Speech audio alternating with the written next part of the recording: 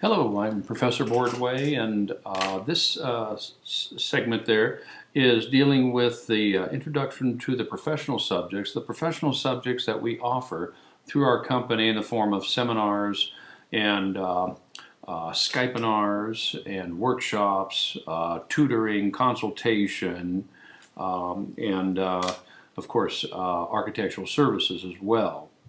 So again, there's two divisions to my company for the most part. One is architectural services and everything that has to do with that. And then the other division is what's called MBA Educational Horizons. And that's the division that focuses on all the seminars, workshops, materials, tutoring, Skypinars, webinars, teleseminars, that type of thing to help prepare the candidates for the exams as well as for focusing on professional subjects, which this segment is about. So professional subjects, seminars that we do could be, and you can go to our website as well. The page on the website that defines professional subjects, and it'll list, I think it's right around 12 different subjects that we have for the professionals, the ones that are practicing architecture right now. And those can be candidates in the process of taking the exam as well. So you don't have to be licensed, but if you're in a firm and you're working as doing architectural services, then these subjects are for you as well. And so that could be project management, controlling construction costs, communication and documentation, construction administration or contract administration, so there's a list of 12 subjects there. And companies will, if they know I'm coming into town doing a seminar, they will contact me ahead of time, of course, and then I will plan to be there 2-3 days prior to that weekend. I'm doing the ARE seminars or CSE seminars, and I will do lectures for that company, in-house training company programs, during the lunch hours or after hours, and it could be over a 2 or 3 day period as well, depending on how many subjects they want me to lecture on. And our booklets, by the way, are included in that session. What I do is I download the link to the company, and then they can run off as many copies as they want for the attendees of that particular session. Okay? So we go through and we talk about challenges that the architects have with clients, unreasonable clients, challenging clients. The nice ones are okay. I mean, you don't need me to tell you and talk to you about how to deal with nice clients or nice general contractors or construction managers. Here we're talking about the more challenging individuals. So if we can get a handle on those people, then life seems to be a little easier, okay? Because we can always get along with the more reasonable ones, So it's a matter of how do we deal with challenging clients and good communication and documentation and processing throughout the various phases of the project, making sure that we realize what phases we should be hired for, are willing to be hired for as well, and hopefully not stepping outside the limits of our proficiency, contractual obligation, and responsibility. So it's a matter of going through and communicating with the client about that as well. Also communicating with the client about their responsibilities and the architect's responsibilities as well, and the responsibilities of all the parties. Sometimes clients think they hire architects to pretty much become them through the course of the project, and that's not so. And that's part of the education that the architect needs to kind of walk through with the client in the first meeting. You'll find your first meeting is probably the most important meeting of the whole project, by the way. It kind of lays the ground rules for responsibilities of the architect and responsibilities of the owner. I mean, the owner, about 3-4 days prior to that first meeting, I end up emailing a list of all the items that the client needs to bring with them in written form to that first meeting. And that would be their budget and their schedule, their level of quality, construction management requirements, program criteria. I call it the wish list until the agency kind of indicates what they can have as well as their budget and schedule.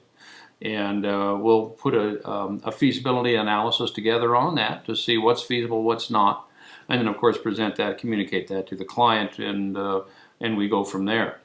If it's a feasible project, it'll work with the two entities we answer to, which would be the agency and the client. Then we move forward. If for some reason it's non-compliant with one of those entities, then of course we have to stop the project and figure out what's feasible. So the budget and the program have to balance out, as well as the schedule, and it all has to be feasible before we should move forward on the project. And the client needs to understand that as well. The other thing the client needs to understand on most of these projects, or all these projects, is that they need to attend all of the meetings as well. We should not, architects should never be going to meetings for clients or owners. And when you find you're in a reporting mode, you're in a wrong position, all right? The client or their legal representative, and the legal rep can be a third-party person, not the architect, the CM, or the GC, or it needs to be a third-party person that has the power of making decisions on behalf of the client in the absence of the client. All right, so these are the things we talk with the client about in the first meeting, making sure that they understand their responsibilities. They need to be at all the meetings, and the architect will be there as well. We are not the representative of the owner, even though it says so in some contracts. The owner represents themselves. We do not represent the owner. We represent ourselves, and the client needs to understand that. So, and all the responsibility. So I basically have the client understand in the first meeting their responsibilities, what they need to attend to as far as agency meetings, town hall, community meetings, consultant meetings with the architect, the in-house meetings as well, and so I communicate that to the client so they understand it right away.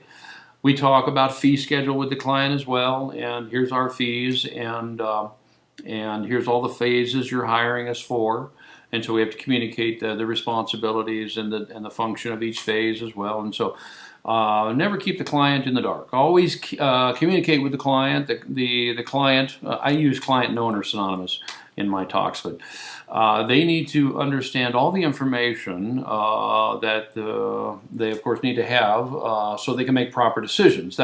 You will find as an architect that really is your number one rule, is to get the information to the owner so they can make proper decisions. And if we're not giving the information to the owner as we need to, we could be held negligent. So it's something we have to watch out for as an architect, is make sure the client has all the information they need to have so they're making proper decisions progressively, okay?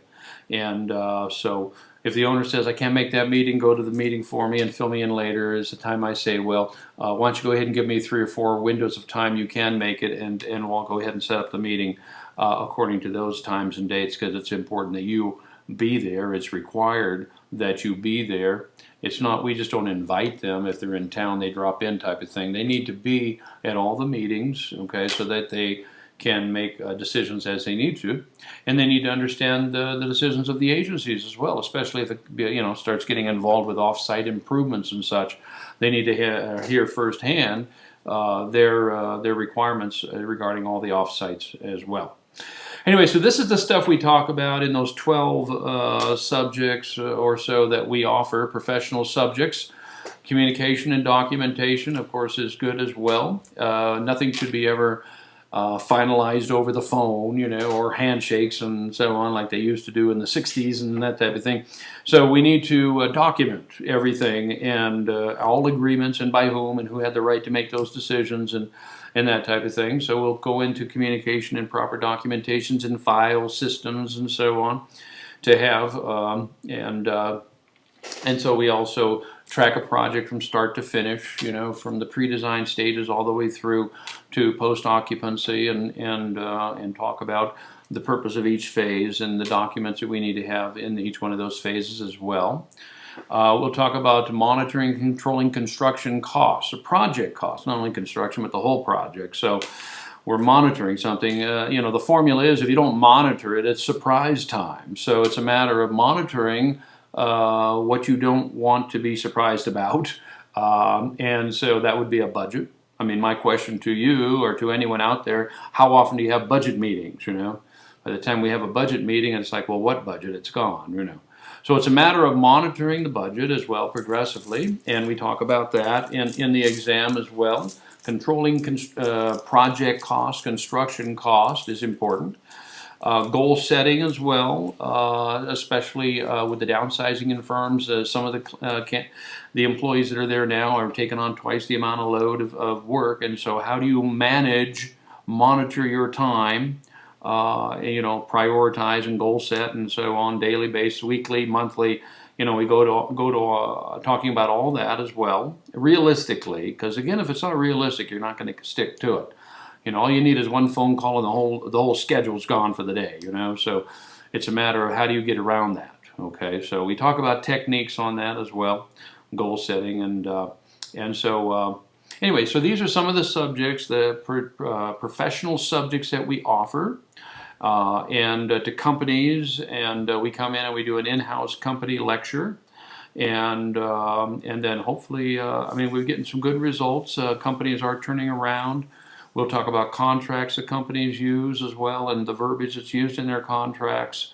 We'll talk about codes as well. It's another professional subject, is accessibility codes and the codes that we need to comply with. Because as architects, we do need to be on the cutting edge of all the laws, codes, regulations, standards, zoning ordinances, issues, all of that stuff that affects a project. That is our responsibility. I see that note on some architectural documents. The contractor shall confirm the accuracy of all these documents, and any judge or good attorney will tell you you can take that statement and throw it as far as you can, because it's the responsibility of the architect to generate the documents according to all the two entities we respond to, which is client, which are client and agency, and that's the two entities we answer to as an architect. And so if we're in compliance to those two entities, we're fine and we move forward. We've done our job and such. It is the responsibility of the contractor to build according to the documents with regards to construction means, methods, techniques, and the like. So anyway, we talk about all that stuff in the specific seminars we do and such as well. So if you have any questions, you can always give me a call, and I can touch base with you as well, or just look further onto our website regarding course descriptions of all those as well. All right, take care. Thank you. Bye-bye.